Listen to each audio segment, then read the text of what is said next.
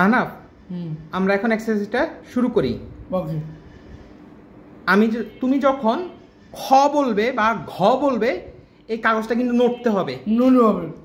ক ক খ ক খ ক গ খ ঘ খ ঘ খ চ চ ছ ছ জ ড ঝ ড ঝ চ ট ট ঠ ট দ ড ধ ড প ম ফ প ব ম ভ প চ চ ছ চ জ ড ঝ ড ট ড ঠ ড দ ড ধ ড প ম ফ ফ ব ম ভ ম চ ড ছ ড ছ ছ ছাতা।